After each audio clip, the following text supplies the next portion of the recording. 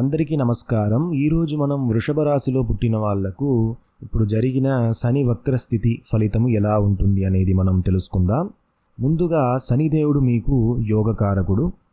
ఆయన దశమ స్థానంలో ఉండి వక్రించడం అనేది మంచిదా అంటే ఇది మంచి కాదు, చెడు కాదు. ఇది వచ్చేసి సమానం.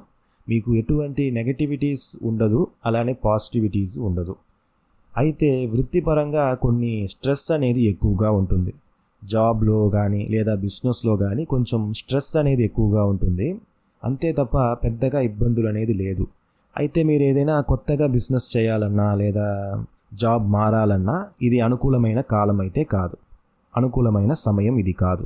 అలా మారినట్టయితే మీరు ఎక్కువగా శ్రమ పడతారు.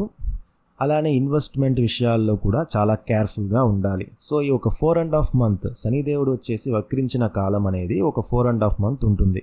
జూన్ నెల 29వ రోజు వక్రించినాడు. అలానే నవంబర్ నెల 15వ రోజు వక్ర నివర్తి.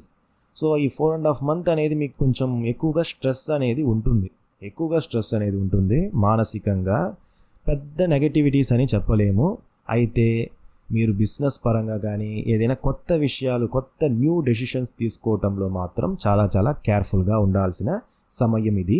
అలానే మీకు శనిదేవుడి యొక్క దృష్టి వ్యయస్థానంలో ఉండటం వల్ల ఎక్కువగా ఖర్చులు అనేది ఉంటుంది. ఏదైనా కొత్త మార్పుల కోసం మీరు ప్రయత్నం చేయొచ్చు, అందువల్ల మీరు ఎక్కువగా ఖర్చు చేయొచ్చు. అలానే మీ యొక్క చతురస్థానాన్ని చూడటం వల్ల మీకు కొంచెం ఫ్రస్ట్రేషన్స్ అనేది ఎక్కువగా ఉంటుంది. మానసికంగా కష్టపడతారు. మానసికమైన ఏదో ఒక అన్హ్యాపీనెస్, ఒక ఆందోళన అనేది మీలో కనిపిస్తుంది. అలానే మీ యొక్క రిలేషన్షిప్లో మీరు పాత విషయాలని గురించి మాట్లాడకుండా ఉండటం మంచిది.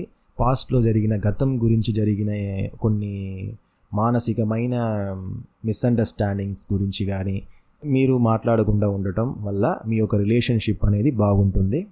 లేదంటే అనవసరమైన మాటలు, అనవసరమైన ఇబ్బందులు ఫేస్ చేసే విధంగా ఉంటుంది. ఎందుకంటే మీ యొక్క సప్తమ స్థానాన్ని శనిదేవుడు చూడటం వల్ల మీరు ప్రశాంతంగా మౌనంగా ఉండటం మంచిది. సో ఇది ఫ్రెండ్స్, మీ యొక్క శనిదేవుడు వక్రించిన ఫలితము మీకు ఇలానే ఉంటుంది.